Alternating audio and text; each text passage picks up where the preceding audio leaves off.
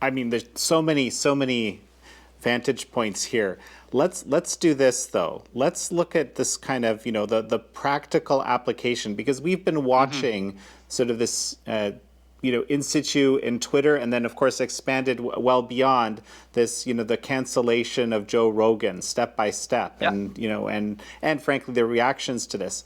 And you did a really, to me, I actually, as soon as I saw it, I said, this is a fascinating view into what just happened, because you actually describe a kind of methodology, a kind of playbook Yeah. that's replicated. Just explain that to me, how that works, and frankly, where we're at now in that process. Sure. I think the way to go about this is I'm going to try and tie all the stuff I've just said to the way that the cancellation of Joe Rogan is working. Okay. So first of all, because of the reinterpretation, we can cut things up and we can reassemble them however they want. I can take whatever I want and I can slice it up as much as I want, and I can tell whatever story I want because I get to slice things up however I want to. It's my interpretation. So it's perfectly legitimate for me to slice things up, right? I can take any video clip. I can slice that video clip up as much as I want. I can rearrange it however I want to tell whatever story I want. I actually did a thread about this, remember the Kenosha shootings? Remember that happened? Well, that night, I watched that night as people who were pro-Rittenhouse and anti-Rittenhouse, they all had access to the exact same footage. And the people who really didn't like Rittenhouse would cut that footage up and show the parts they wanted to show. And the people who liked Kyle Rittenhouse would cut that up and show the parts that they wanted to show. And so you could see two narratives building in real time, two interpretations of the facts building in real time the night of the shooting. It didn't even get to the narratives were set, and we know which one the media picked up on, but you could see them building at the time. And anyone who had access to everything could say, look, if you don't cut it up and just look at it, there's a pretty clear set of facts here, and we saw what the verdict was, right? But when you accept the Derridian view, when you accept the postmodern view, you can slice things up however you want because you can interpret them however they want. And we see that with Rogan. What did we have? We have a video of Joe Rogan saying the N-word, and what did they do? Did they include the big, long conversation so that we get all the context? No, they just sliced up him saying the N-word, and it's one right after another. And so what's each of the context of him saying the N-word is just, in that video, the context of him saying the N-word is just the other times that he said the N-word. And the nuanced discussion is lost. Maybe he was quoting a rap song. Maybe he was discussing when it was okay or not okay to say the term. Maybe he was discussing the way that somebody else used the term. Maybe he was talking about why the term is never okay to hurl at somebody. But all of that is tossed away, thrown away, because it's been sliced up, because remember, we can interpret it however we want. And when Joe Rogan says, but I'm not a racist, and he tries to give the context for what he said, what do? We say, impact, not intent. It doesn't matter what you meant, Joe. It matters how we're interpreting it. And we're allowed to do that.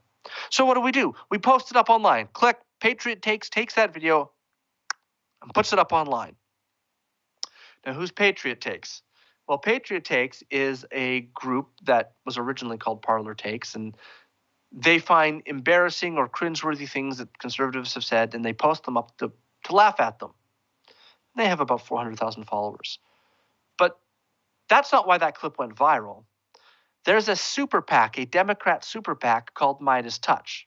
And Midas Touch picked up on this video because they work with Patriot Takes. In a discussion they had with Dave Portnoy from Barstool, they admit that they do compliance work with Patriot Takes. They know Patriot Takes. On Patriot Takes Twitter account, they say that they work with Midas Touch. Well, Midas Touch takes its 700,000 followers, and it amplifies the Joe Rogan N-word video.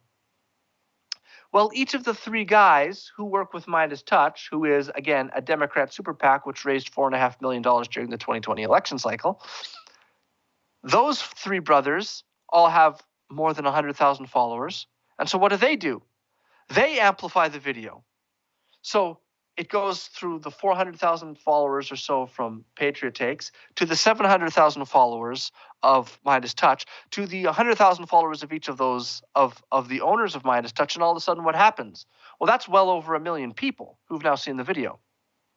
But they don't stop there. They just keep retweeting it over and over and over and over again. Why? Well, it's not this that they didn't just tweet the video as some kind of organic reaction. It was a pre-planned media strategy. And the goal is to retweet it and retweet it and retweet it and retweet it until they get saturation so that people see it over and over and over and over again. Because if they just tweet it out once, not everyone's on Twitter at the same time. We don't really know how the Twitter algorithm works. People might not see it. So you have to retweet it over and over and over again. Once it begins to go viral, then what do? They start doing what? They start retweeting other videos of Joe Rogan that are maybe cringeworthy or taken out of context, and they retweet those over and over and over. And what are they doing? They're creating a narrative. This is a professional media shop. They're going to take all this and they're going to repeat it over, bang it like a drum so that everyone sees it, so that it launches into the national conversation. Then what are they going to do?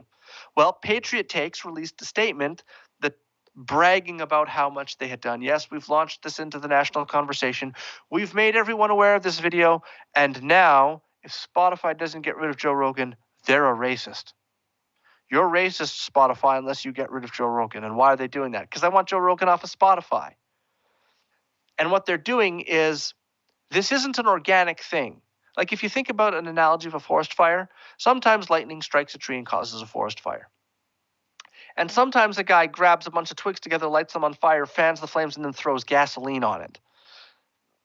One of those is a forest fire that happened organically, and one of those is someone burning down a forest. What they're trying to do is they want to burn down Joe Rogan's life, but they want it to look like lightning, like a lightning hit a tree. Like this was just the lightning of social media.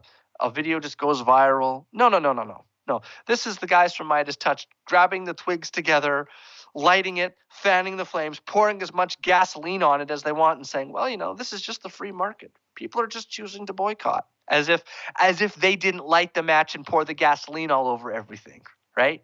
That's what they're doing. And why? Because Joe Rogan has a large platform, and Joe Rogan gives that large platform to people who disagree with Midas Touch.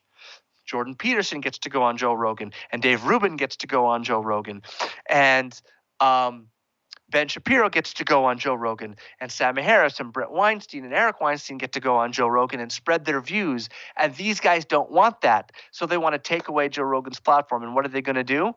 They're going to use those same tactics. They're going to reinterpret things, and they're going to slice up a video and squash it all together so it's all out of context, and they're going to launch that. Then they're going to have this insincere, fake, ginned up outrage that they create by retweeting over and over and over and over again to get the thousands of retweets and everything else. Then they're going to demand that he be fired, and they're going to create the impression that everyone wants Joe Rogan to go. And all the normal people who don't know these social media tactics and aren't professionally paid are just sitting there with their 50 followers going, what do I do? I don't want to get canceled. If they can cancel Joe Rogan, they can cancel me too. So everyone just kind of puts their head down. And what happens? It looks to the whole world like everyone wants Joe Rogan canceled. Even though, truth be told, I would bet that if you took a vote, nobody wants Joe Rogan canceled. It's a very small number of people. But that very small number of people, when they add themselves together, can make themselves look like they're a huge number. And that's what they did.